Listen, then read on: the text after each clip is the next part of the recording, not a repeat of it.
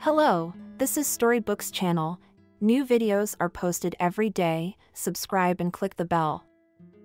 What? How? Charles mumbled confusedly as he looked at the test results, but the confusion was quickly replaced by horror. Molly, how? What now, tell me? What can I say? This is no longer my concern. You are no longer in my life. Advise, for example, with a young wife, with the mother of your child. And you divorced me, may I remind you. Charles slumped in his chair, clutching at his hair with his fingers inserted. As if to Molly, this news was such a trifle. Divorced or not, 10 years together still meant something.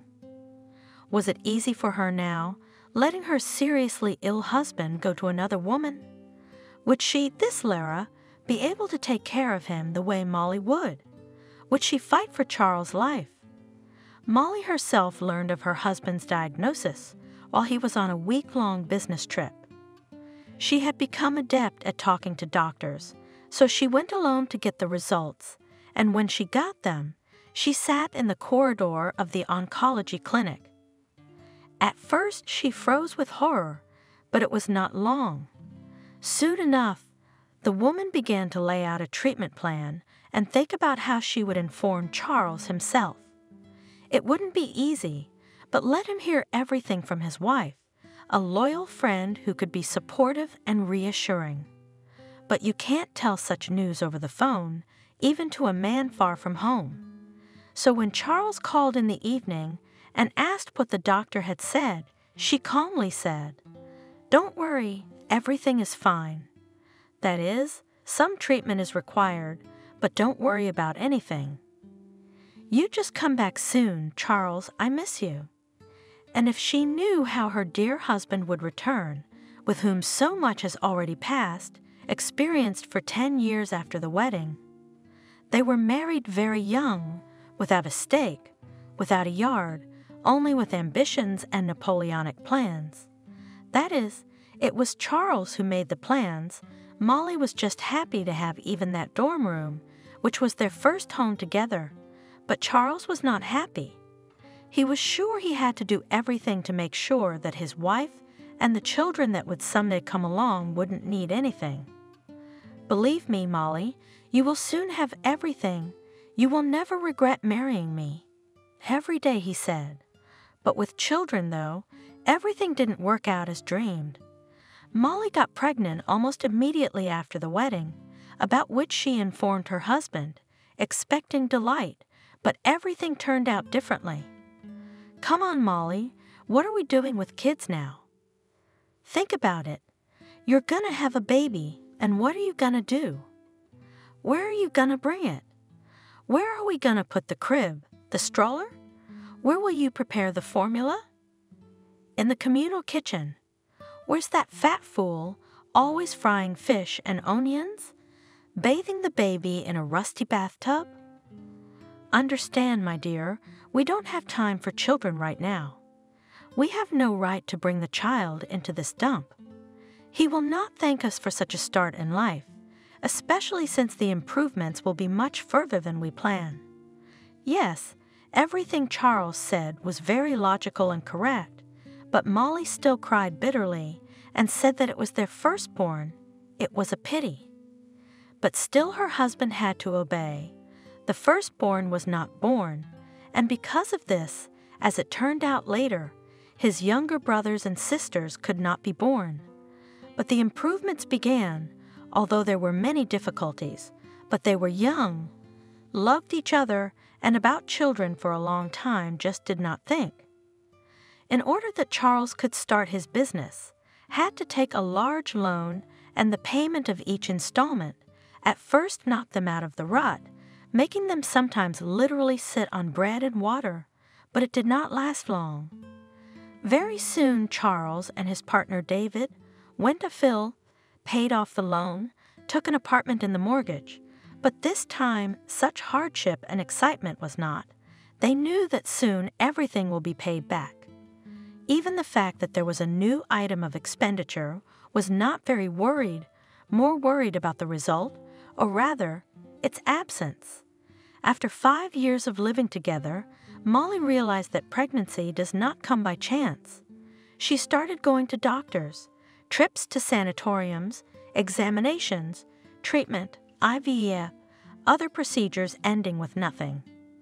Molly, I am afraid that you are these treatments for non-existent diseases, not to improve your health and finally kill the body.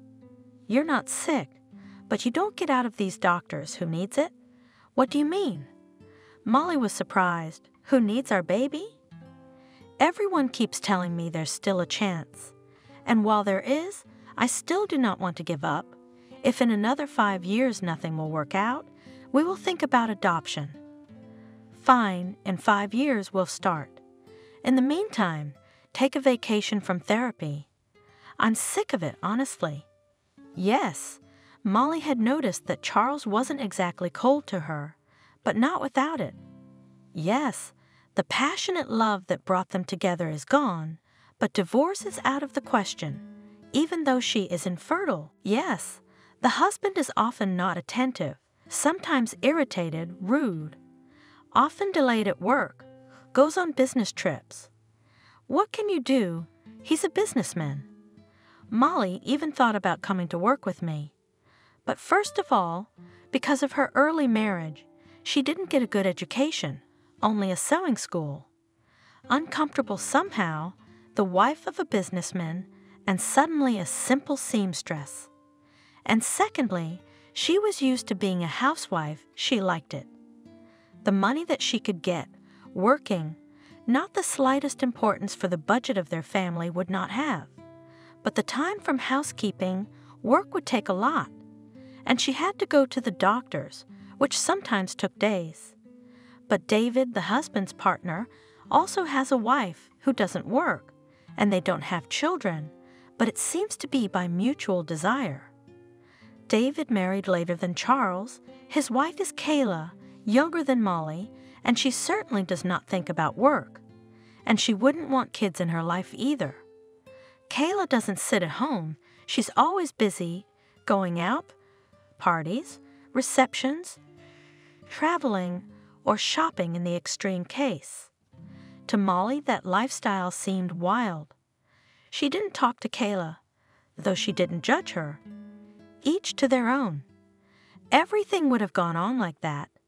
But Charles started to get a little short-tempered in the last year. At first it was nothing, not worth worrying about and paying attention to.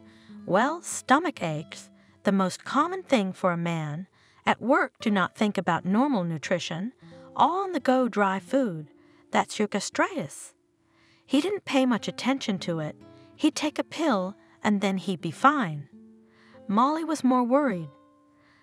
Gastritis, but it must be treated or before you know it, and the ulcer will turn into an ulcer. How many times did she talk her husband into it? Charles, go see a doctor. I'll make an appointment for you soon. When can you do it? This week? Not this week, not next week. I don't have time to go to the doctor. You're the one who likes to be cured, and how much did those doctors help you? All they did was siphon off a lot of money. That's all they did for you. Molly saw her husband every day, so she did not see any big changes in his appearance, but once a neighbor stopped her and asked, "Why has Charles lost so much weight and his face is yellow? You'd better get him to a doctor, because these men always drag on, and then we have to deal with them." And Molly, having looked closely, aghast, and indeed, her Charles has lost weight, and looks bad, and eats not quite the same as before. But what doctors are there? Even those herbal teas that Molly had brewed couldn't be made to drink. Oh, how Molly berated herself later for not being persistent enough. She had never been able to be any kind of firm with her husband, never defended her opinion. Only when Charles himself could no longer hide anything. Once grabbed his stomach and could not hold back a groan. She could not stand it. "Charles, we can't go on like this. I'm calling a doctor and we're going to start treatment right away. I can't watch you ruin yourself. Her husband's reaction frightened her even more than his moans. "Well, Cole, what can I do?" I'm not refusing. And his voice is so confused, helpless, he knows it's bad. At first, of course, called a simple district doctor from the polyclinic to do general tests that, except for referrals and those drugs that Charles and already takes, can prescribe the district doctor. But with these results, it is possible to address to a more serious specialist. More serious examinations began, and very soon the scary word oncologist was heard. So far, no one has not made a diagnosis. Just referred for examination to this specialist, but who wouldn't be scared? So what is it? Do I have cancer? Charles asked me bluntly. I'm not saying that. On the contrary, you need to be examined to rule out such a diagnosis. The doctor answered without looking up from his writing. Or to confirm it? Half affirmative, said Charles, and start the right treatment if it is confirmed. The doctor raised his eyes, looking firmly at Charles. There's no need to be afraid. Even if it is cancer, it's not a verdict. Nowadays, this disease is treated, and sometimes quite successfully. Very comforting, mumbled the patient. All the way home, Molly consoled her husband, saying that nothing terrible had happened yet. Most likely he did not have any cancer. They send everyone to an oncologist to rule out all risks. I got checked out too, remember? You're gonna be fine. You'll just have to take better care of yourself. It's easy for you to say, you'll be fine, you'll live and I'll die. Charles was scared, confused, and ready for the worst. Molly was no less frightened, but her fear did not paralyze her.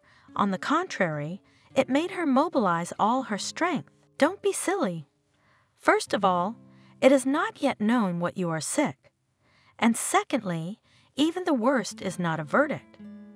You're young, you've never been sick, so stop dying before you die.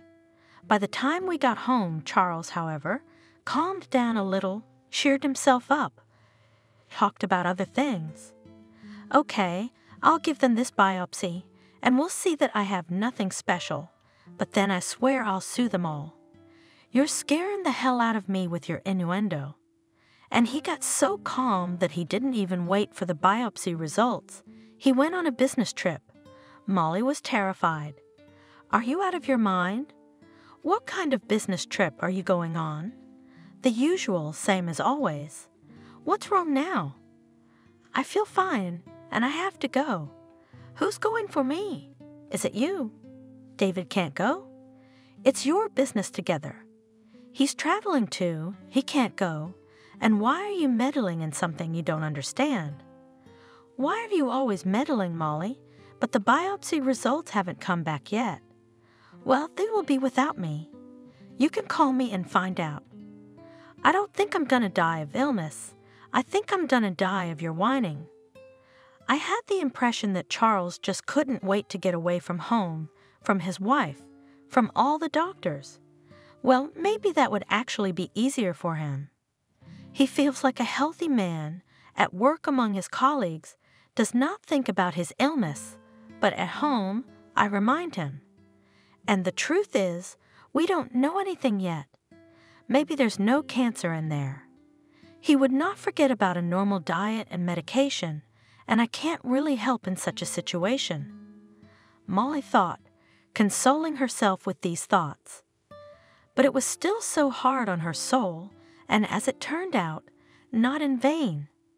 A few days later, after Charles left, the doctor called and said that the diagnosis was confirmed.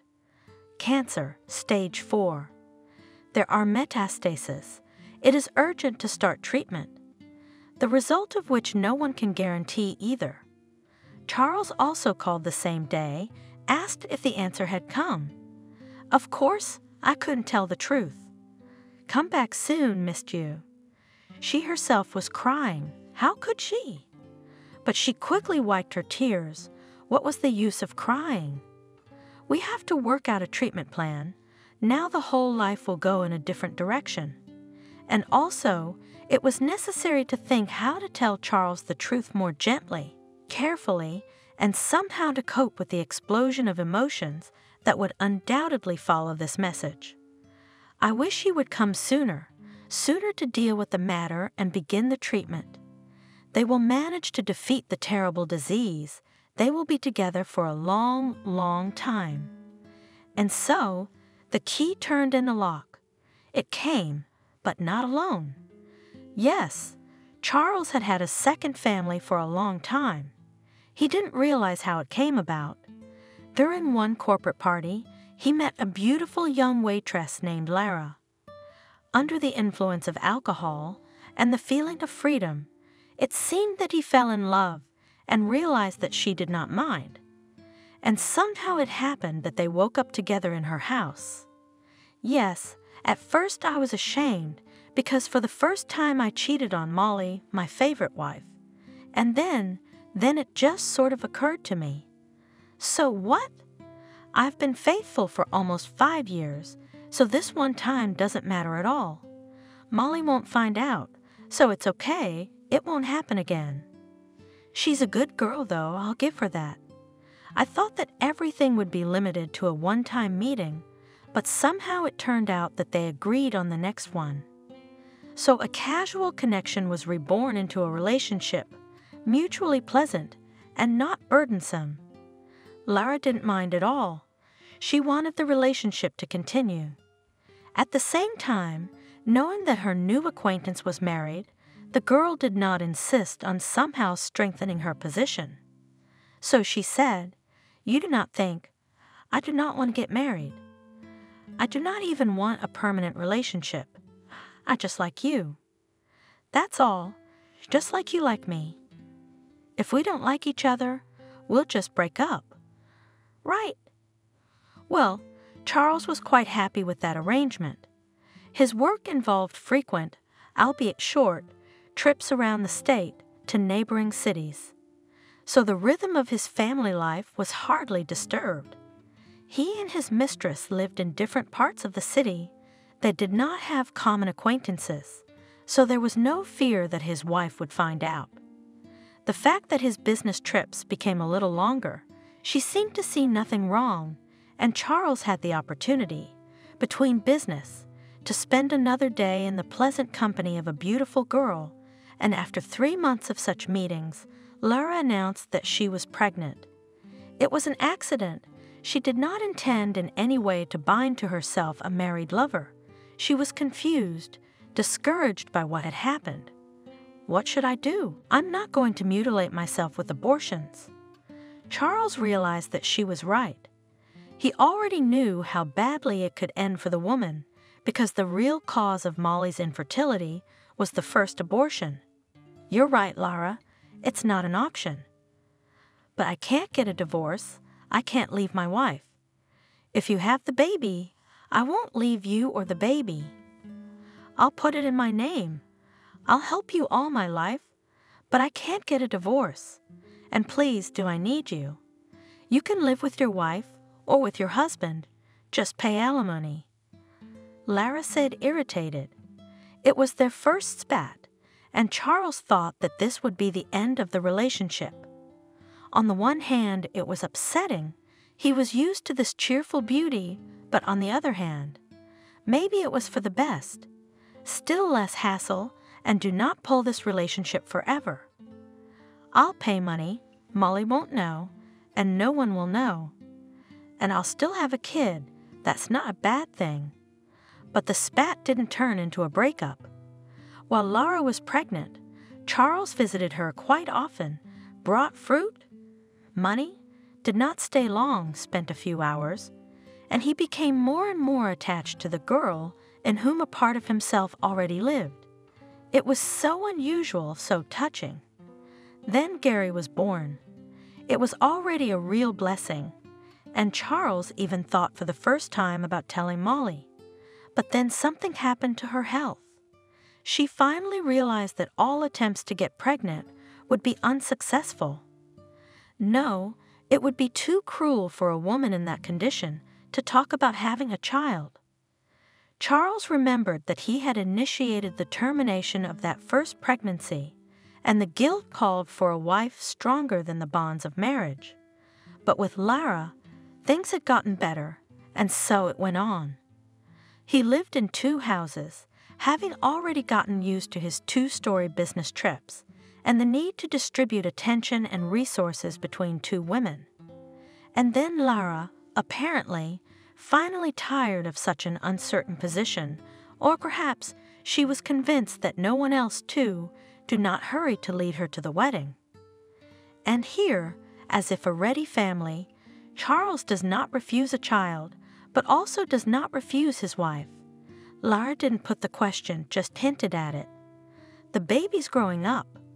How are we going to explain to him why Daddy is so rarely home? We'll explain it somehow. All dads work. You should understand. We had an agreement. That's what we agreed. But as time goes on, we change.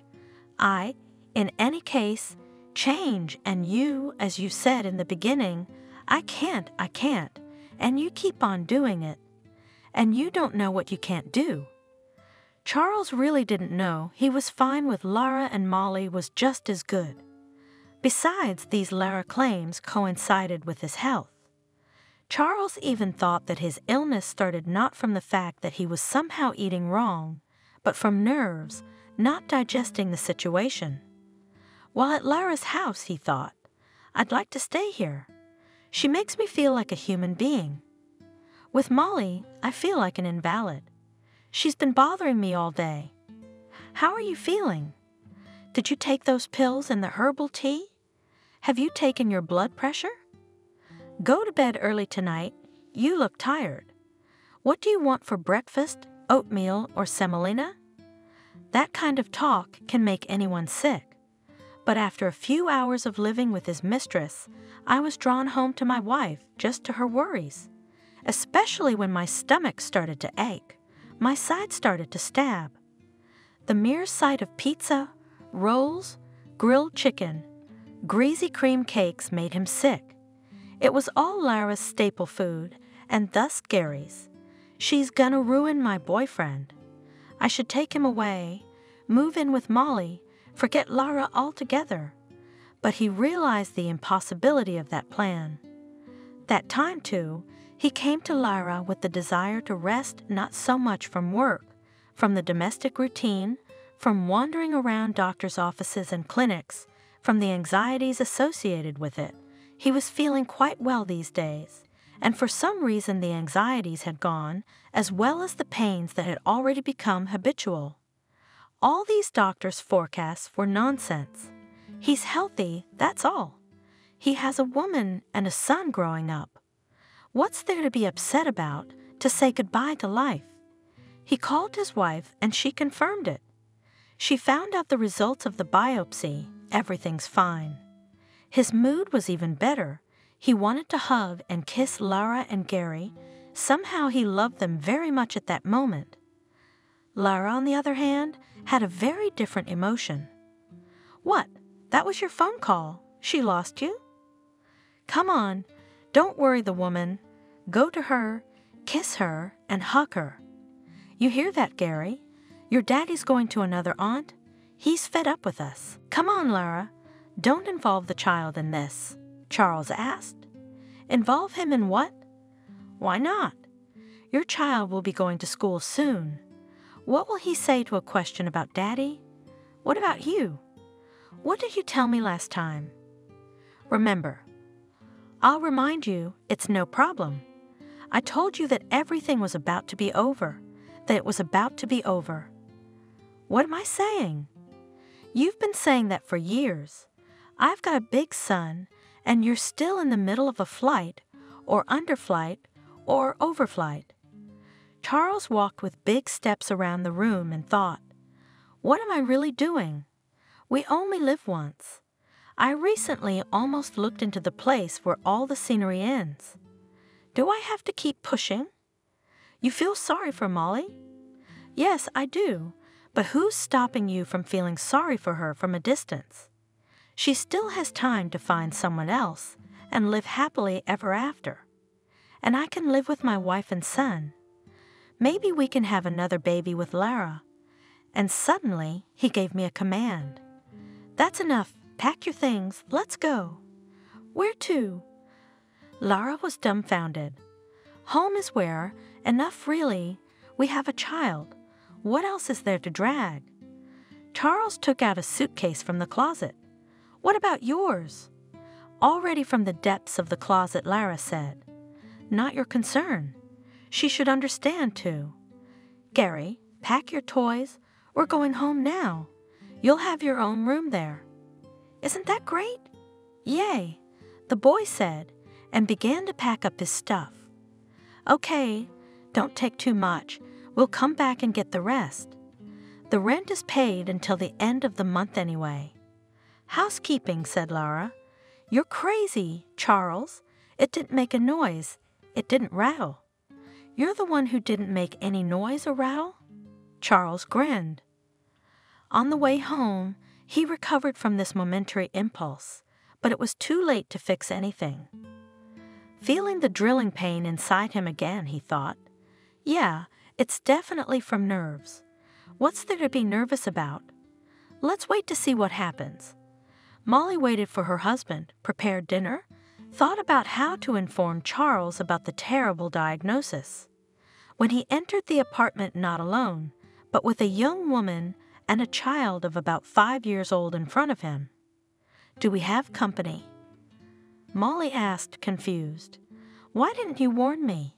"Guests, guests," sassy said the girl.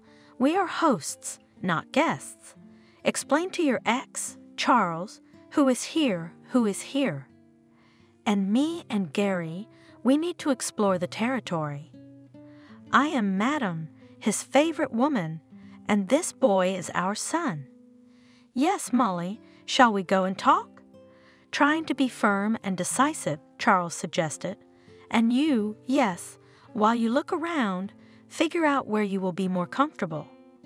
He took his wife by the elbow, pushed her toward the kitchen, inhaled the smells that made his stomach ache even more.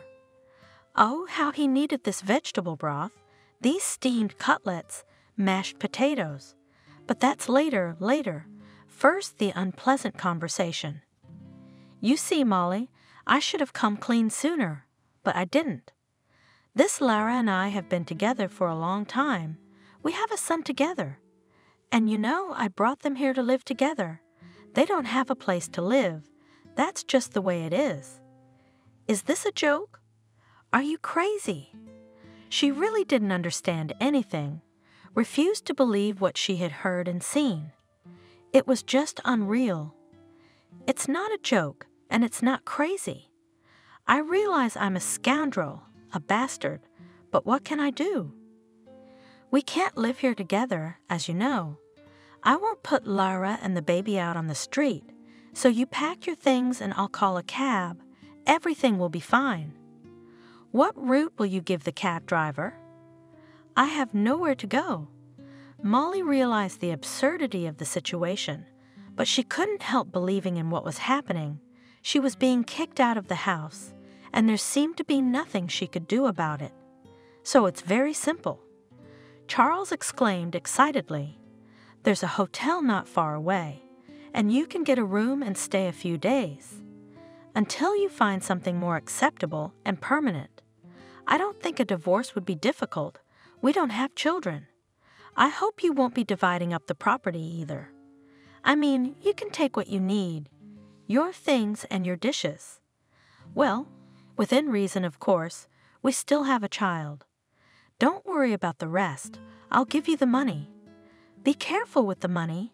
We need something to live on. So one head is not poor, and I've saved money while I was living with you. Lara, don't interfere. It's our business." Acting like a strict husband, Charles said. Oh. The new mistress mockingly stretched out. "Coo, of course, but I have to feed the child. Go and help her pack her stuff and send it off."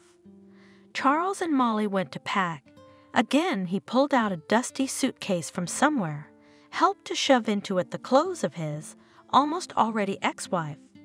I could call the police right now." Molly said thoughtfully, "Maybe this girl will not be thrown out. She has a child, love, all the things. But no one can forbid me to be here, can they? And what do you want us all to live here together?" Charles jumped up. "The apartment is mostly mine. I bought it. I paid the mortgage too. You didn't work. You didn't do anything. You didn't even look after yourself. Look what you've become. What do you want now? A swap? Turn this place into a communal apartment? God forbid. I'll leave, of course, but it's enough that I'll carry everything at once. I'll come back later for what's left. I'll leave, first of all, because I hate living with you. And secondly, I'm sorry, it's not good news. The biopsy results are back. You have stage 4 cancer. There's some paperwork on your desk. Don't lose it. See a doctor as soon as possible, preferably with your wife.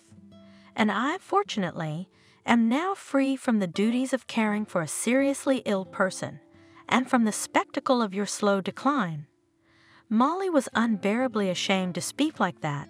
She could not escape the petty gloating that seized her, but she felt painfully sorry for Charles, who had suddenly turned gray, slumped on the sofa, clutching some rag in his hands. "Are you serious?" he squeezed out. "More than serious. Here are the documents. Look for yourself. Go to the doctor. Without me, you are no longer in my life." She picked up her suitcase and bag, headed for the door. On the way, she looked into the kitchen, where Lara was feeding the boy Molly's food. She wished him well and left, hoping that she had managed to maintain an independent, even almost cheerful look. Only when she was in the small hotel room, alone with herself, she gave vent to tears and fully appreciated the catastrophe that had happened.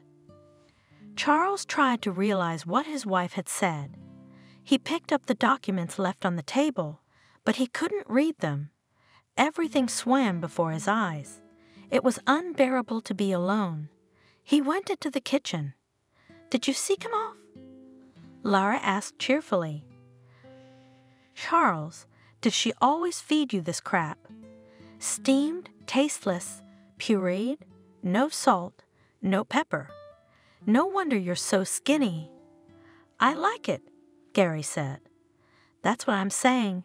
It's all for toothless old men or babies. Give me your phone number. I'll at least order a pizza." "What kind do you want?" She took a good look at Charles and was amazed. "Okay, what's wrong with your face? Are you sorry you sent her away? What are you talking about?" "I'm fine. Or did she say something? Scared the police, the courts? Well, you can forget about that. I'll show her the courts. Don't be discouraged either. You look like a handsomer man in a coffin. So what kind of pizza do you want?" Charles shuddered at such a comparison. "I don't know. I'm not hungry anyway. I'm going to lie down and rest. I'm tired." He walked out, not seeing Lara shake her head reproachfully. He wasn't going to tell his new, almost wife anything yet. If everything was as they said, she would find out soon enough, and something would happen then. Nothing good, I'm afraid. It seems that nothing good is waiting for me, and this at a time when I, you might say, for the first time believed in my happiness. I live with a beautiful woman I love. With my son, everything is good at work. I have money. To spend them on exhausting, perhaps, not bringing the result of treatment, and most importantly to spend time, not only my own. Now Lara and I have everything in common, including time. And who but me should do everything to make her life happy? But first I had to finalize the divorce. It turned out that his business partner and best friend, David, was already aware of the changes in Charles' personal life. I never realized that Molly was in contact with Kayla, David's wife. They never seemed to be friends, but it was through her that David learned of the impending divorce. Thanks for not telling me about her illness. Charles decided to keep silent for the time being, And then, as it turned out, David survived the silent disapproval after all. He didn't have to answer to anyone in such matters. The divorce really wasn't difficult. A month later, he and Molly met in court, where they formalized the end of their relationship. When Molly saw her ex-husband, she gasped, "Charles, are you in therapy? You don't look your best. I look fine, and in general, my wife and I are doing great. How are you doing?" "Fine, too." "Well, I'm happy for you, but you should see a doctor. Don't take too long." Molly's heart really sank at the sight of her now ex-husband. It's clear he's not getting treatment, he's not dieting. But what does Molly care about that? That is, the matter may be, and there is, after all, 10 years together, relatives, you can say, just to influence now on what is happening in the life of her ex-husband. She can no longer in any way, and even if she tries, nothing good will come out of it. She will be accused of all the deadly sins. As it almost happened with Kayla and David, who turned out to be the only, if not friends, then good acquaintances, after she left her husband. Then when she left home, she found herself all alone, with no idea how to move on. Yes, Charles had given her a certain amount of money on which to live for a while, but then what to do? If she rented a hotel room, she wouldn't last long, and she didn't know what else to do. That's when she received a call from Kayla, who had learned about the treacherous deed of her husband's friend. Probably this young woman, led by the usual curiosity, or maybe she just had nothing to do. But either way, her involvement came in handy. She invited Molly to visit, promising advice, help in the current difficult situation. From Kayla, of course, what help? Charles immediately began to resent her, advising Molly to sue. The truth is on your side. Let him hang around with his scum. David was taking a more sober view of the situation. Wait, Kayla, whether you'll get rid of him or not. It's still a question, and in the meantime, Molly has to think how to live her life.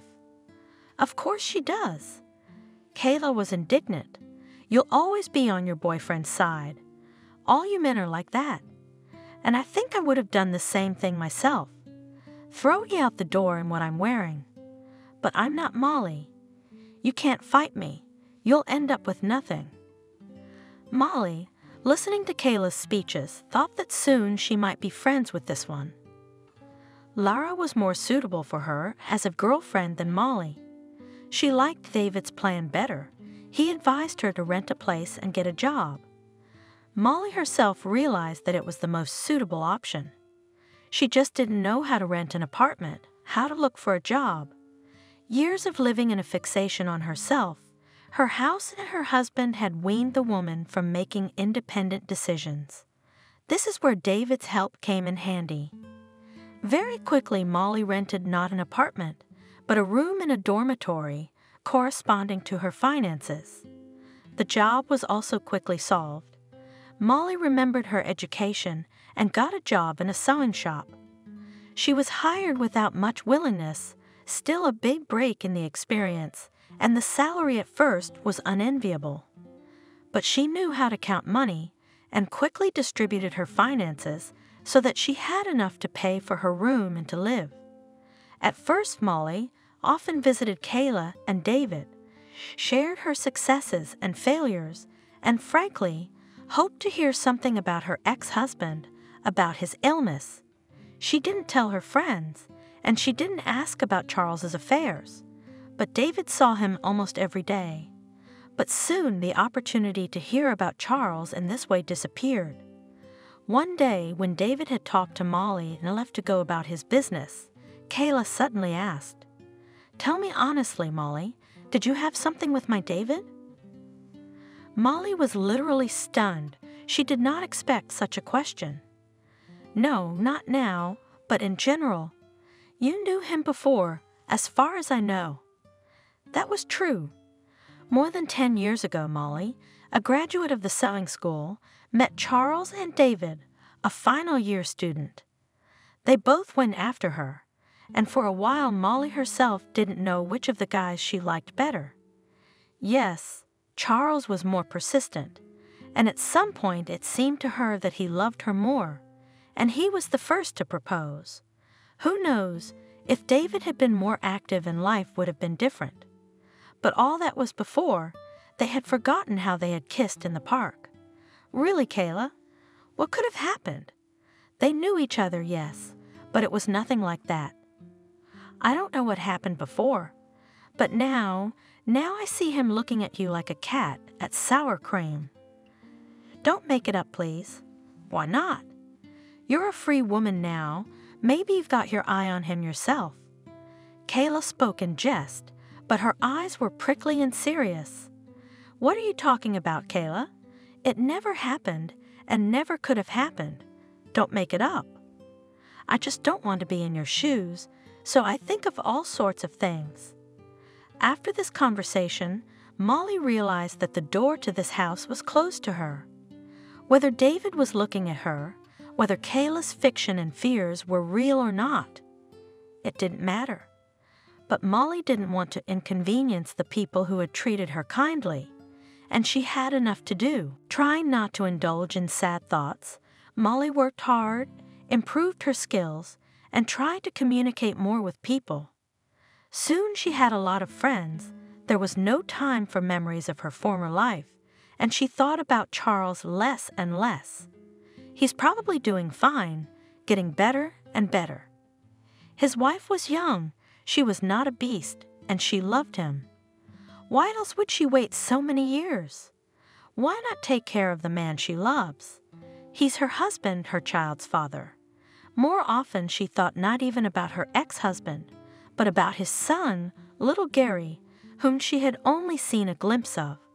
Sometimes it suddenly occurred to her how good it would have been if her husband had apologized to her at once, taken the boy away from his Lara, and they would have brought him up together. What kind of nonsense was going through her head? What kind of mother would give up her child? And she, by all accounts, is not a bad mother. There is nothing to accuse her of all sins. Molly reprimanded herself. Charles was doing really well, up to a point. Immediately after his divorce from Molly, he and Lara applied for marriage, and a month later became, finally, legally husband and wife. Fancy Wedding did not play, decided that the money is better spent on a wedding trip, in which they departed soon. And that's where Charles's disease, which had been hidden until then, suddenly made itself known. It is not surprising. The change of climate, unusual food and drink, increased activity. But he was in no hurry to confess his illnesses to his young wife. He limited himself to staying in the hotel room more often, much to Lara's displeasure. Like many healthy people, she did not understand the sick, and did not even believe in the existence and seriousness of diseases. Looking at her husband stretched helplessly on the bed, she said, "Charles, why are you spoiling my vacation? You are only 5 years older than me, and it seems that I married an ancient old man. You lie around all day like a turtle. Why do I have to go everywhere alone? Wouldn't you be jealous?" Charles smiled languidly and thought, "Amazing mental callousness. Doesn't she realize that I don't feel well? Wouldn't she have asked me? Suggested a pill? I would have sympathized. Molly would not leave me now. She would torture me with her questions and suggestions. Isn't it about time Lara confessed? I think it's time. I don't know if it'll work, though." But he decided to confess after his arrival. He didn't want to spoil the impression of his vacation. As a result, Charles arrived home almost alive, not even hugging Gary, who was left with the nanny. He went into the bedroom, collapsed on the unmade bed, and asked his wife to call an ambulance. "Oh, an ambulance. What's the matter with you, Charles? Is it really bad, or what?" Lara finally understood. It's bad." Charles couldn't hold back any longer. "Well, bear with me. I'll get my things organized. Gary, what did we bring you as a present? What the hell is this? Can't she see anything?" Dialing the number of the ambulance myself, I thought, "Charles, this is how I'll die, and no one will give me a glass of water." The arrival of the doctors was an unpleasant surprise for Lara, who had not yet unpacked her things. She did not even come out to the patient, did not ask what was wrong with her husband, but she heard the doctors leaving. Charles was not hospitalized, only administered painkillers. As you can imagine, no ambulance or on-call hospital will treat something like this. Just go to your oncologist so you can get the treatment you need faster. After closing the door behind the doctor, Lara rushed to her husband. "Why did he say oncologist? Do you have that one?" She did not dare even to say the name of the disease aloud. Finally, she believed that I wasn't fooling around. Charles thought grimly and confessed, "I have cancer. I don't know how long I'll live, but the doctors say. So that's what it is." Lara said ominously, "That's why your purse so uncomplainingly slipped away. She left me not a husband, but a wreck. She herself was used to the fullest, and now I have to nurse a sick man." "What a clever idea. Well done. What are you talking about, Lara?" Charles asked pitifully. "What are you talking about?" "About the birds. You heard everything perfectly well and understand everything better than I do. You didn't need Lara when you were healthy, and now you're taking it out on me? God, why did I do it? I waited 5 years for you to turn me from a mistress into a wife. I gave birth to your son, and now I've got it. Who came up with that? You or her, Molly, your Molly? If she did, I see. Oh, clever, clever woman. Don't be like that. She had nothing to do with it. She lived for 10 years with a healthy man who provided for her to the fullest, didn't work, didn't give birth to children, lived for herself in pleasure. And when her husband got sick, she immediately made a run for it. I wonder why she leaves so quietly, not a tear, not a reproach. Why should she cry? She should be kissing my hands, dancing with joy. Don't be silly, she didn't know anything. She's a decent woman, she didn't want to hurt anyone. Of course, an angel in the flesh. She didn't leave you sick. No, she was kind. She gave you to me. Lara's a fool. Let her take the pots out while the angel Molly lives on her own, spending your money. How much did you give her? I didn't give her anything. Calm down. Charles tried not to get nervous, not to raise his voice. He knew that it might bring back the pain, but Lara continued to ravage, not even distracted by Gary. But what's it to you? Shouted she at the child. Why are you swearing? What's the matter with Daddy? Daddy, are you sick? Do not be afraid, baby. Everything is fine. Only you do not cry. I'm just tired. Charles tried to calm the child down. Yeah, tired. Your daddy's tired of defending other people's aunts and lying to your mom. It's not enough for you, you little bastard. Now she has to go after your daddy. Get out of here. Don't listen to adult conversations or I'll rip your ears off. Lara, don't take it out on the kid. I'll take care of my soul, but leave him alone. But where was it? That day, everybody got it in for everyone. And the next day, Charles went to give himself up to the doctors. He was glad to be in the hospital, to be honest. There was no hope that Lara would calm down.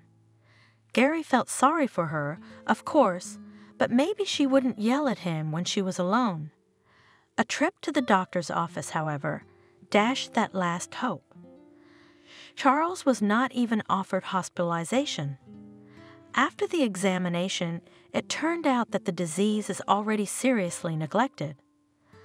I was not hospitalized, although they prescribed treatment, and I had to go to various procedures. It did not give much relief, but something had to be done, and his condition was worsening. Charles was getting weaker, not by days but by hours. He lost interest in his surroundings, almost did not pay attention to his wife and child. At the next appointment, the doctor directly said that nothing more could be done. He only needed to ensure a dignified departure from life. Charles was ready for this. Moreover, he himself realized that his days were numbered, but it was very difficult to hear the confirmation. The only thing I can suggest is a palliative care unit and then perhaps a hospice, although there are some difficulties with placement there.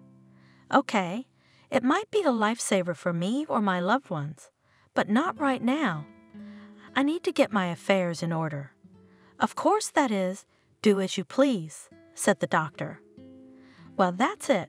I've got a one-way ticket. All I can do is pray that it's not too hard to leave. Too bad I'm an atheist, Charles thought as he walked home. Lara, already realizing that her husband was in a bad way, insisted that he should go to a hospital or something. She couldn't bear to take care of a sick man. But there were no places to go, and Charles didn't want to go anywhere. This, of course, meant listening to his wife's constant accusations of selfishness, moaning about her ruined life, cursing her fate. And one day, exhausted from the endless care of her husband and child, the young woman could not stand it. In the evening, having put her son to bed, having given her husband an anesthetic injection, she packed up and left, forever. Waking up, Charles first waited for her, then became worried, walked around the apartment. On the dressing table, he saw a piece of paper with the single word "gone." Checked it, there was no money, no jewelry, no Lara's most prized possessions. "Dad, when is Mom coming?" Came the voice of his son behind him. The boy stood still, not dressed, rubbing his eyes with his fists. "I don't know, kid. You go and get dressed, okay? I'll make you something to eat." "What would you like?" "I don't know, for Mommy to come. There's cookies in there. I'll get them myself. Are you all right?" "Not quite, but I can make something." "You don't have to eat cookies in the morning, okay?" "My mom lets me. Is she sick too?" It was obvious that Gary was trying not to cry, but the near tears were already trembling in his eyes. "No, what are you? She'll be here soon, healthy and cheerful." Even this short conversation was tiring Charles, and he had to feed the child something else. He hadn't been hungry for a long time. He could hardly swallow any semi-liquid food in very small quantities. Well, he couldn't do it on his own, and Lara didn't seem to be coming back. Her leaving me was understandable. She'd been ready to do it for a long time, but the baby, how could she leave her son to a man who could die at any moment? Charles tormented himself with the thought. He realized that he would not be able to prepare anything for Gary, let him eat cookies with milk, and fell on the bed. He had to find the strength to call someone, but who? No one but David. They still need to settle the matter, with Charles part of the business. David, having barely heard of Charles' predicament, had come at once. Charles sold his half of the business to a friend, put some of the money into his son's account, and left the rest for medical treatment and a nurse. David helped with that too, quickly finding an elderly woman with a medical degree. She agreed to take care of both the patient and the child. "And you know, David, I want to call Molly, not for help, but for forgiveness. It's time for me to say goodbye to people, you know." "Don't mind, you know." "Call her, sure." David approved of the idea. "I haven't talked to her in a while. I think she and Kayla had a falling out. You know, that pretty girl will say mean things to anyone, but I think her phone number is the same. So call her. You need to talk to her, of course. I'm sorry, but what you did was really stupid. I realized that myself, so I want to correct my mistakes." David waited for the nurse to arrive, clarified all the questions with her, told her about her duties and the peculiarities of caring for the patient. Charles, calmed down by the injection and the fact that the most urgent problems were somehow settled, fell asleep. He decided to call Molly tomorrow. This day was too exhausted by the few actions and heavy experiences that there was no strength anyway. He was well aware that there might not be any tomorrow, but there was no strength to overcome the drowsiness that overcame him after the injection. Molly, meanwhile, was living her life and was quite content with it. She successfully worked at the sewing factory, where she found a lot of new, good friends, and even wondered how she had managed to live differently before. It was not to say that she did not remember Charles at all. She did, and often worried about his health, comforting herself with the thought that he was living well, undergoing treatment. After all, if something really serious had happened to him, she would have been informed. Even though she was his ex-wife, but she was his wife. They had lived together for 10 years. She tried to call her ex-husband herself, but to no avail. Apparently, he changed his cell phone.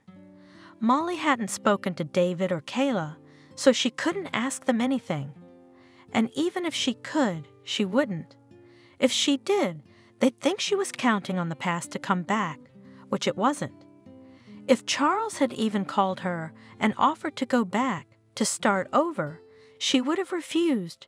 She was satisfied with her present life. And suddenly he called. "Molly? I'm sorry I haven't called. I haven't had time. I mostly just wanted to apologize to you." "Yeah, I'm sorry. It's time to take stock." "Summarize what?"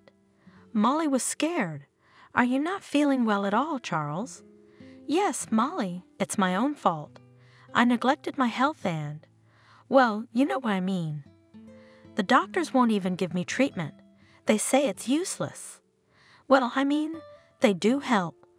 But, well, my song is over." "God, Charles, what a horror. What are you saying?" "Is there nothing? Molly, we're done talking about this. I know I'm sorry for what I did to you, and it's probably stupid to apologize, but don't curse me too much." "Yeah, what are you talking about? When have I ever cursed you?" Molly felt a cold wave roll down her spine. She believed Charles' words immediately. "Yeah, well, what else was there to expect?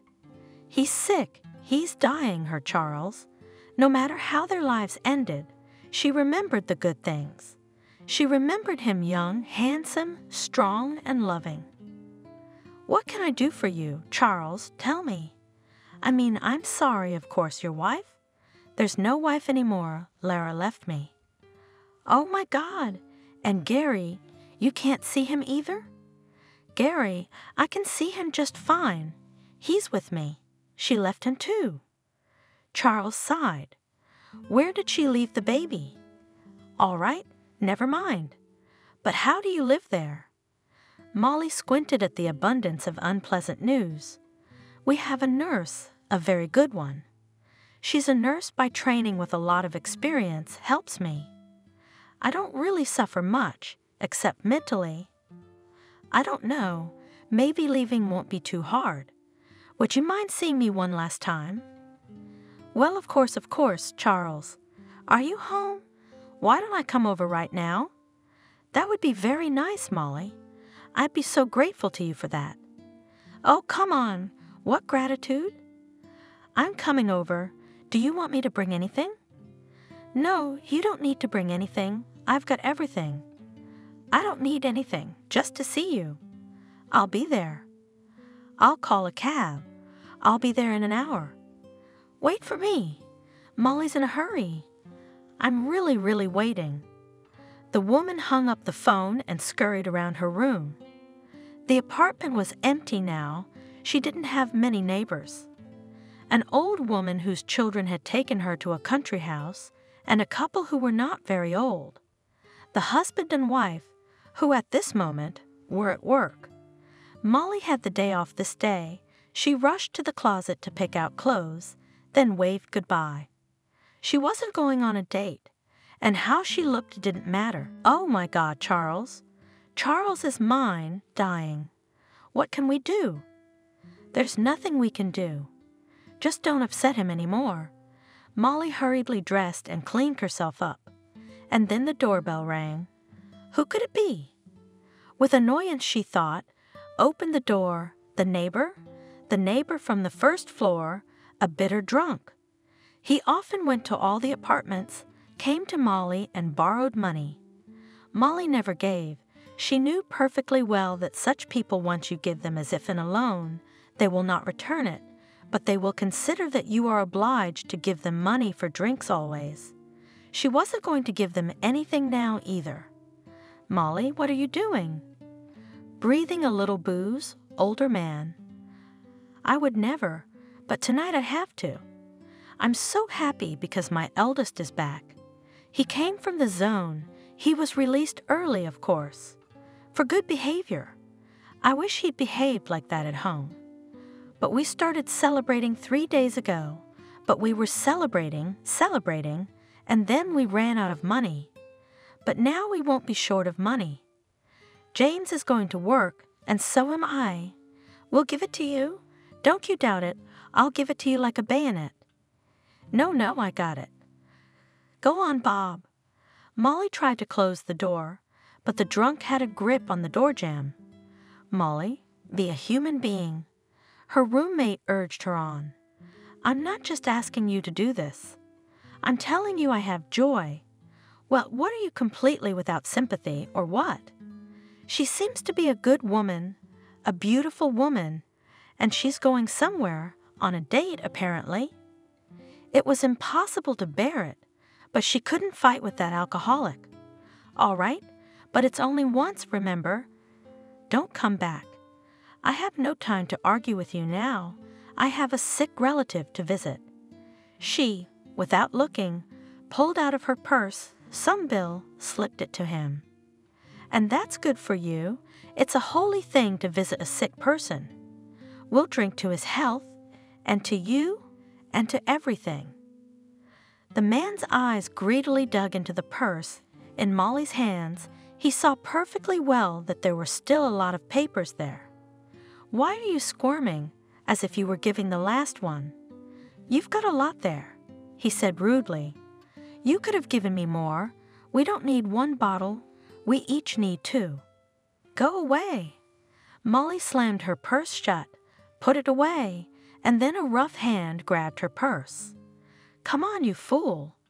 I told you I'll pay you back. We'll pay you back. It's a sin to be greedy for something like this. Stop it, you rascal. Molly shouted, snatching the bag from his hands. But where was she to fight the still strong man, who also needed a drink? He was not going to give up such a prey.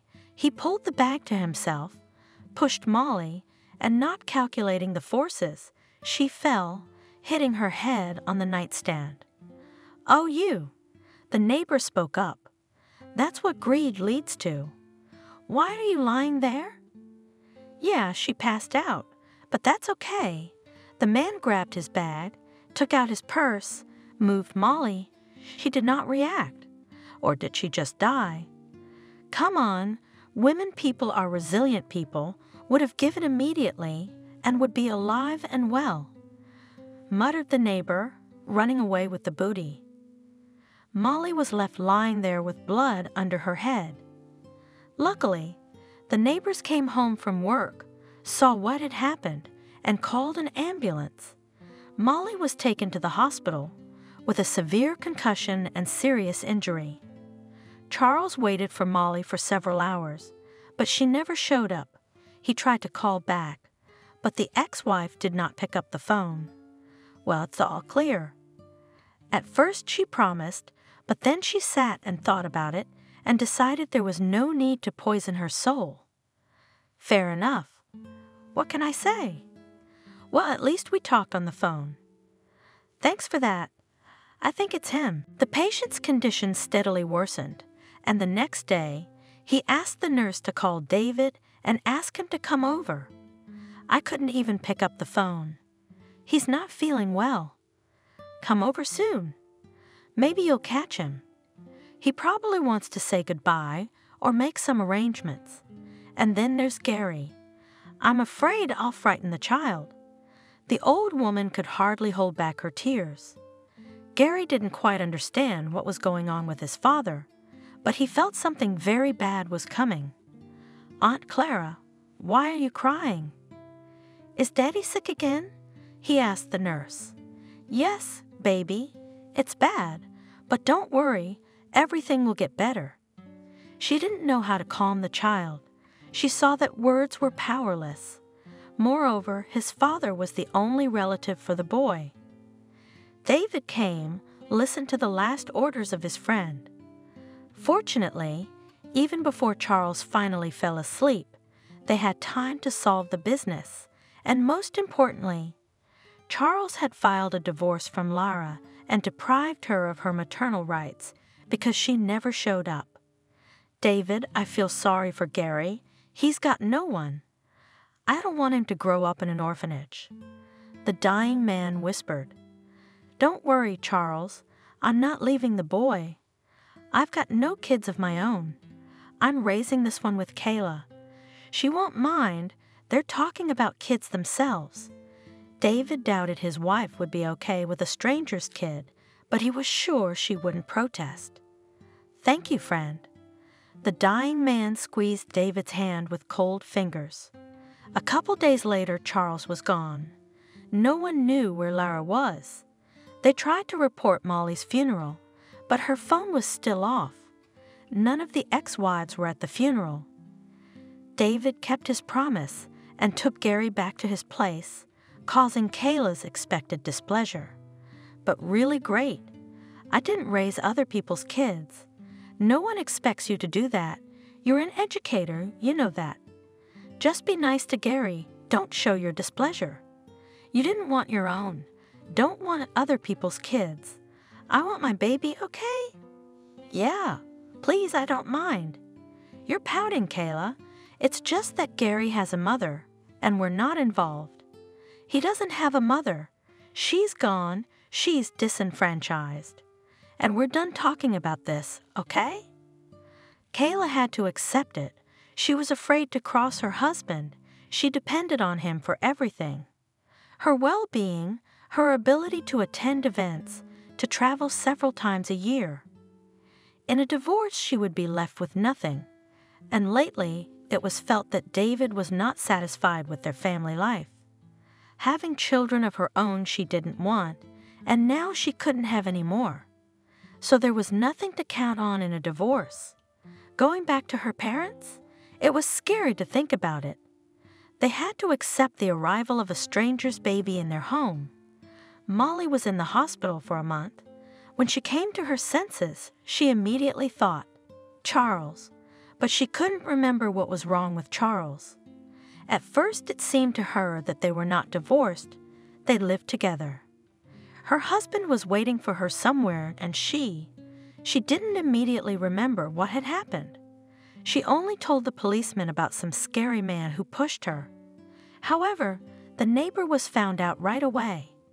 He wasn't even leaning. Molly remembered where she was going before the accident, but it turned out that her phone was also missing.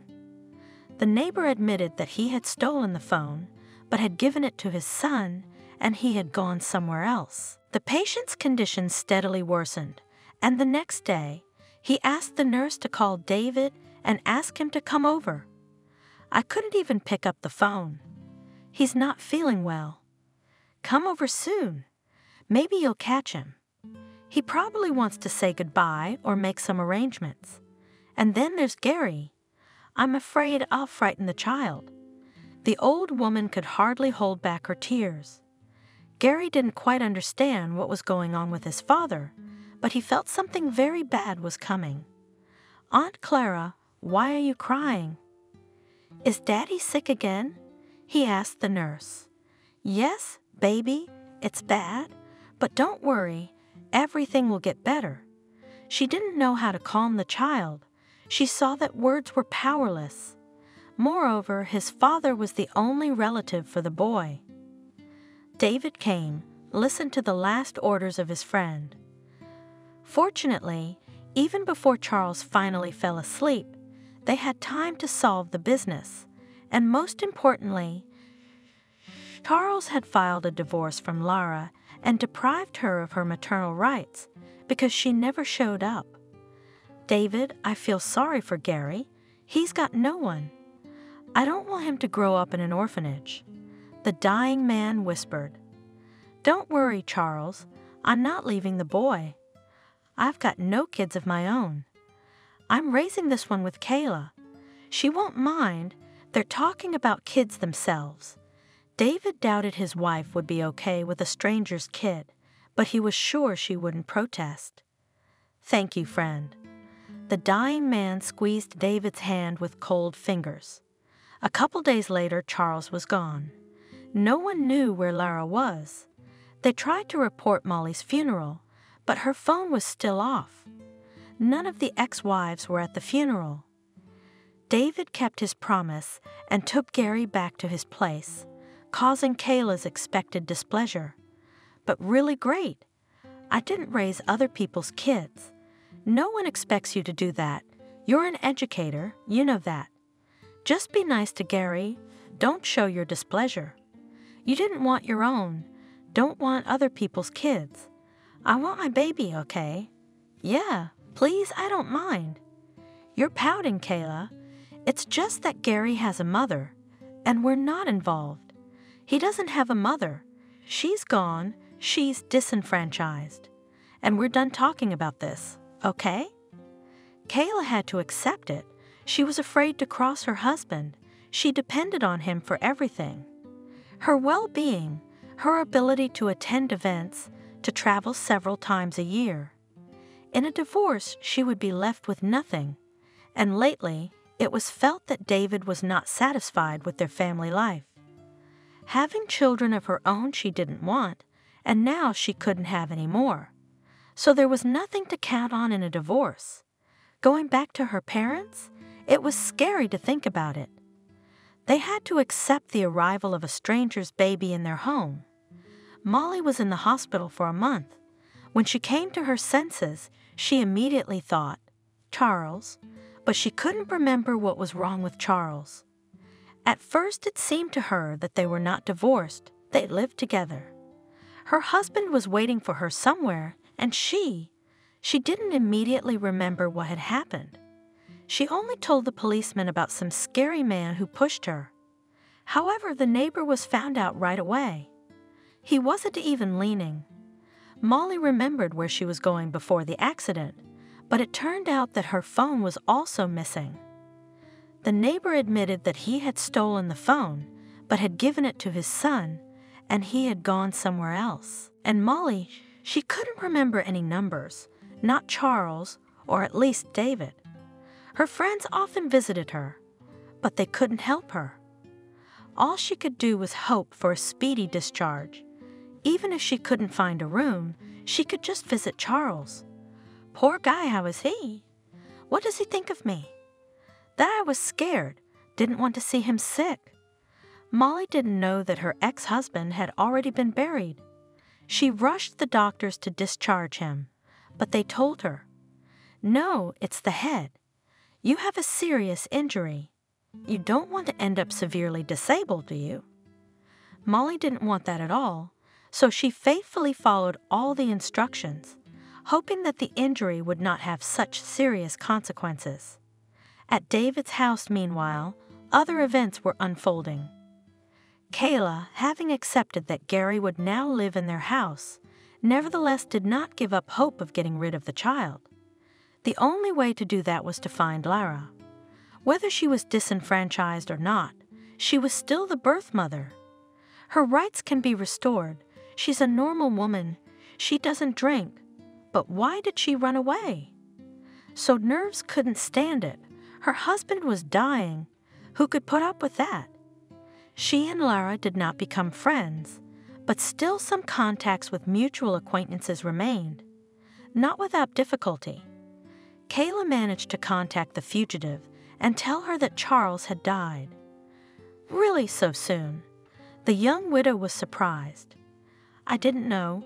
What about the inheritance? And that if you expect to get something, you must hurry. I don't know how possible it is. Charles had time to divorce you, but the child is still there, and no one can deprive him of anything. It's true, you've been disenfranchised. What? Why would I do that? Where is he now, Gary, with you? Well, I'll come and get him. He's registered in the apartment, and I'll live there with him. I'm the birth mother. I was wrongfully deprived of my rights. I can prove that. Is the apartment intact? It's a good thing Molly didn't show up to claim it. And thank you, Kayla, for at least letting me know. Now I'm gonna come over and let anyone try to say a word. Lara really didn't hesitate and soon arrived. Kayla met her. David was at work. The women met like best friends. Gary, hearing his mom's voice from the room, jumped out and rushed over to her. Mommy, you came and our daddy is gone. We'll come home with you, won't we? Really, my sunshine, really, chicken. Mommy will never leave you again. You love me, don't you? Lara was pretending to be so sweet. Can't we wait for David? He's responsible for the baby? I don't care what he's responsible for. I'm the mother, not him. Oh, I don't have the key to the apartment. Well, we do. Kayla pulled out a bunch of keys. Well, fine. Tell your David that Gary and I went home and he doesn't have to worry anymore. You mean he'll drop off the paperwork later? I've got to get my pension and stuff, and I'll figure it out later. Gary, what are you standing there for? Pack your things and let's go. You want to go home? Yes, but do you want to come back here? Uncle David is a good man. He promised to be my daddy. We'll find you a better dad than any David. Get ready, I said. Kayla, can you lend me a big bag? Both women began to pack in a hurry. They wanted to get there before David arrived. They knew he'd be against Gary being taken away, even by his own mother. We made it.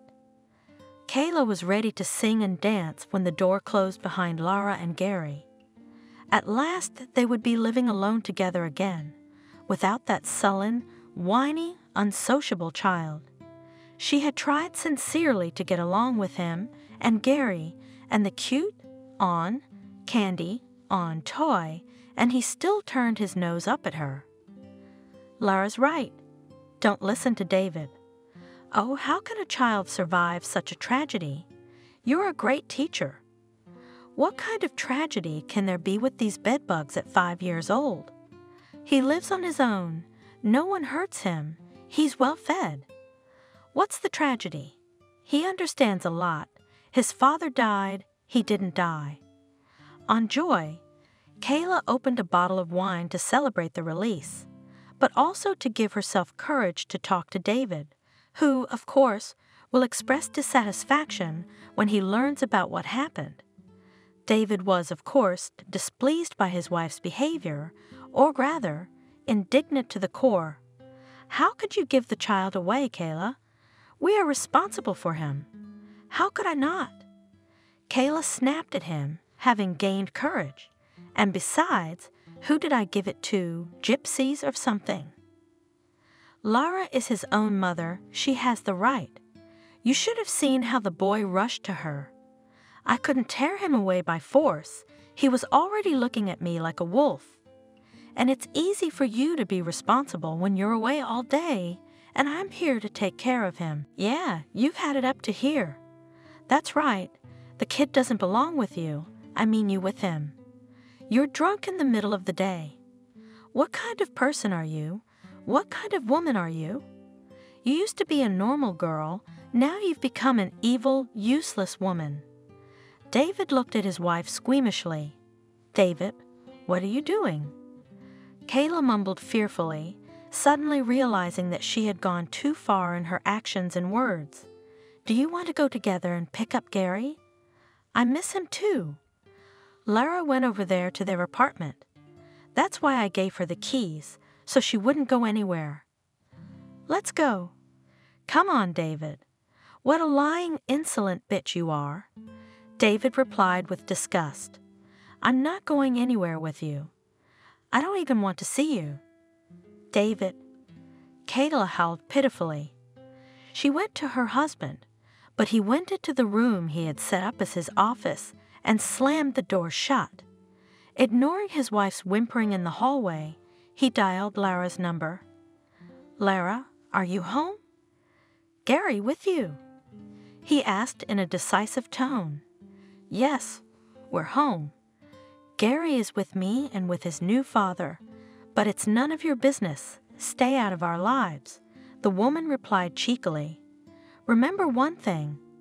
You can't be in Gary's and my life. You're nothing to the boy now. You have no right to be in this apartment, much less this new father. Tell him that. If you don't want any serious problems, tomorrow morning, clear the place out, and I'll come get Gary.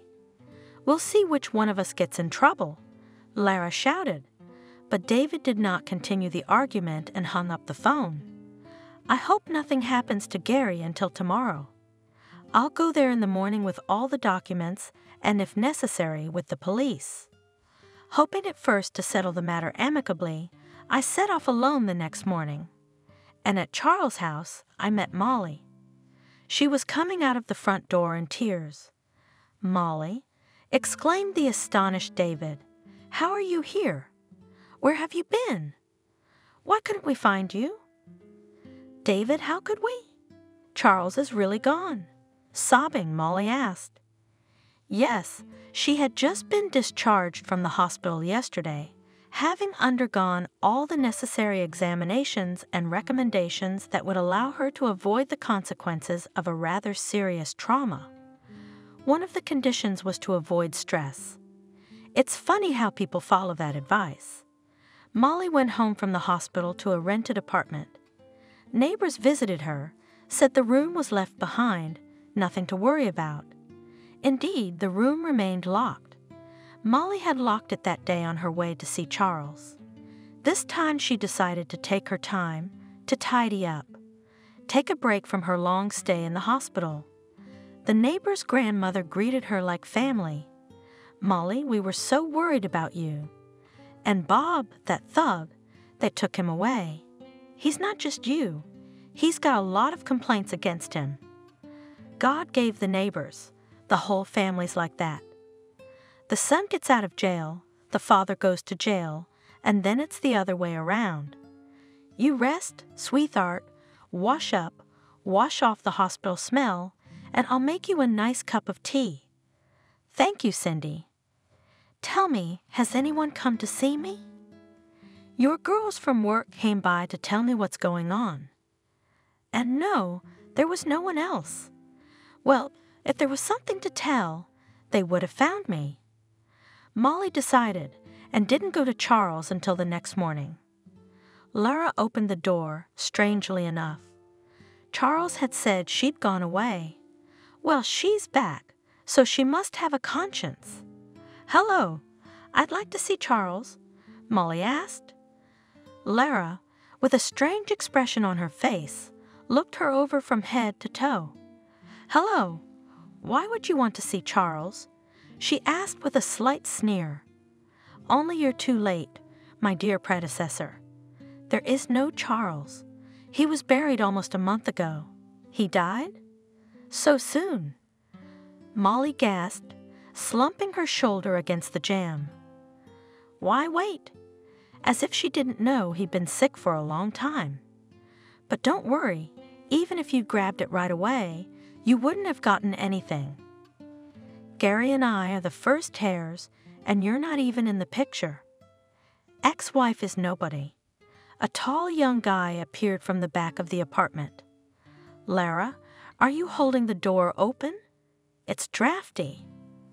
Oh, good afternoon. I'd like to invite a charming guest into the house. Good day to you. Angrily threw Lara, Molly, and slightly pushed her away, slammed the door, but Molly was no longer interested in the girl's words. nor in the sounds of some altercation from behind the closed door.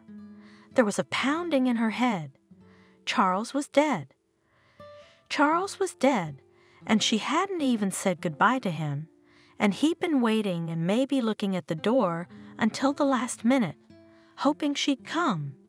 She stood like that for a few minutes, not noticing the tears running down her cheeks. Then she wiped her face, walked out of the front door, and ran right into David. "Yes, Molly, they buried him, alas. They've been trying to reach you, but your phone's not answering. Why don't we sit down, calm down, and then we'll go to the cemetery. 40 days soon. Have you been to the apartment?" David asked. "No, I called. Lara opened the door. I told her, that's all. Have you seen the boy, Gary?" The man was worried. "No, there was some stranger there. A new husband or something. Lara, that one. I've decided to take Gary for myself, under guardianship for the time being, and then adopt him. He stayed with us after the funeral. I don't know how Lara got wind of it, but she showed up yesterday while I was out and took him away, and Kayla gave him to me, the bitch. I wouldn't be surprised if she told Lara too. She doesn't want the baby, that's how it is. I think I'm gonna divorce her, because I'm gonna take Gary anyway, and why would a kid want to live with someone who doesn't love him? And then divorce, grab, run. Oh, I'm sorry, I'm just not really comfortable with divorce, for obvious reasons. Charles wanted to see me, he called me. She told David the circumstances under which she was injured. Dan drunk, because Charles probably thought I just changed my mind, and now he won't find out. Who knows? Maybe he really does see and know everything now. I should take his son. I promised him I wouldn't leave him, especially not with Lara and her boyfriend. Will you come with me? Molly could see that David wanted her to come for some reason, and she herself was not indifferent to the fate of the child, who was taken away by a cuckoo mother who lived with some strange guy. We went upstairs, called the apartment again. What the hell is this? Are we going to get some peace today or not? Lara screamed before she could open the door. When Molly and David saw her, she started on an even higher note. What? Are you bringing a cheerleader? It's not gonna help you. Oh, David, is that who else is here? Stop it, Lara. Give me Gary and the keys and get out of here. David said firmly, Don't get the police involved. What else do you want? You're so clever. The woman was first, but David stopped her. Enough already. Don't bring the police into this. You have no rights, not to the apartment, not to the child. Gary, are you there? Let go, you fool. The boy shouted from the room. Gary jumped out of the room and ran to David. Uncle David, take me away. I don't want to live with that Thomas. Thomas, I told you to hold the bastard. Gary, come here. Don't you want to live with Mommy? Lara screamed at the kid. I want to live with you, but I won't live with him. He says I've got an extra mouth, and I should be turned in, cried the baby.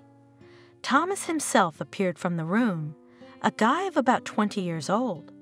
He paid almost no attention to the newcomers and immediately attacked Lara. What's that supposed to mean?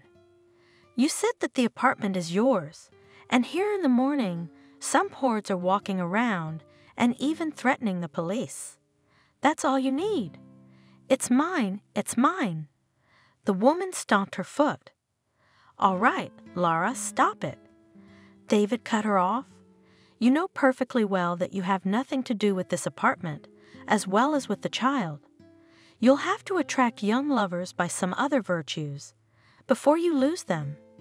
Pack up, and you, young man too. Let's skip the police. We don't have time for that, and we don't want to scare the baby. That's what the man says. Lara, you've been talking for nothing. Both about the apartment and the money. You've been lying. That's it, man. I'm leaving. I don't need to be fighting over other people's apartments. Thomas, where you going? I'm not leaving. My son is registered here. I have to live with him.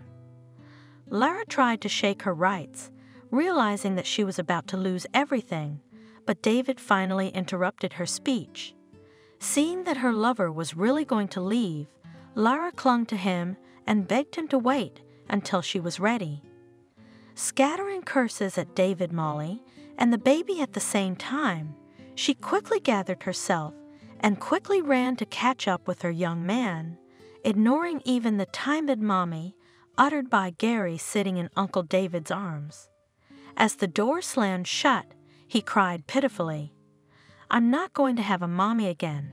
He sobbed. "Don't cry, baby," gently said Molly, and took him out of David's arms. "Tell me, have you eaten better today?" "Not yet," they said later. "And yesterday?" Molly wrinkled painfully at the sad hair, that little man. "Yesterday I ate a bun. They also gave me fish, but it was very salty, and today there's nothing there." "All right, let's go back to my place. She left the keys, here they are, but never mind, we'll have to change the lock anyway, just in case. Let's go back to my place now. Molly, do you want to go too, or do you want to stay here?" Molly stood on the doorstep of the room where her Charles had spent his last days. No, I'm not staying here."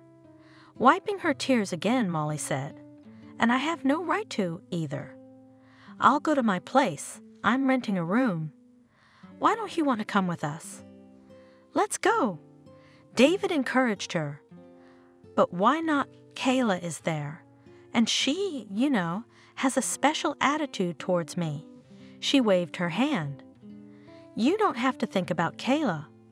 Begons Kayla, I think it's serious." David frowned. "What? Aunt Kayla won't be there either?" Gary guessed. "That's good. I didn't like her very much either. Why is it that if Uncle is good, Auntie is bad? And if Mommy's good, she has some Thomas who's bad? Auntie, do you have a bad husband too?" Molly smiled. "Get your stuff together, why don't you?" "No, I don't have any husband, not anymore. I must be bad." "No, you seem nice." "All right, I'm packed.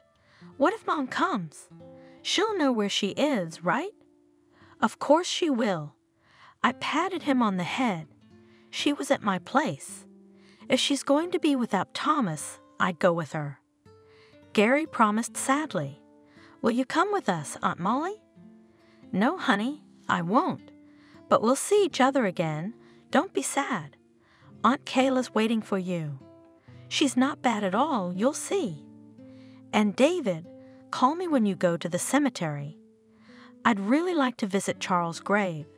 She whispered quietly to David. He promised to call and pick her up. "Get in the car.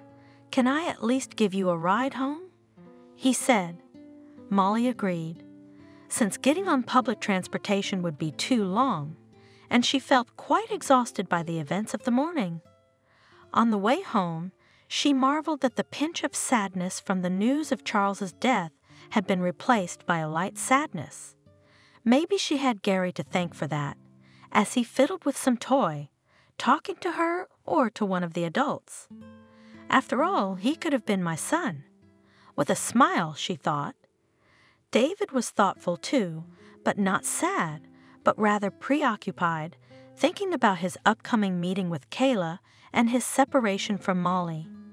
Yes, once he and Charles had both been in love with this girl, but she had chosen Charles, and in David's heart there was still the regret of unfulfilled love. Yes, he had other women, he had a wife, but the feeling of such strength that he had felt for Molly was not repeated. And now he was thinking that Charles' death would probably change a lot of things in their lives, but they said goodbye at Molly's house as friends, promising each other and Gary that they would meet again many times. Kayla greeted her husband and boy with fake joy, trying to atone for the harsh words she had spoken earlier. She threw her arms around Gary, telling him how glad she was, how much she missed him. The boy smiled politely but pulled away. "You should have fed him and then hugged him." Disgruntled, David said. Kayla led the boy into the kitchen, asking him what was up with his mom, where she had gone, and why. Gary livened up a little, talking about his life with his mom and how Uncle David had kicked her and that nasty Thomas out. But suddenly he mentioned that Aunt Molly was with them. Kayla immediately flared up, ran to her husband to confront him. "So that's why you went there. You went to see Molly. You think I didn't notice that you two had been having an affair for a long time?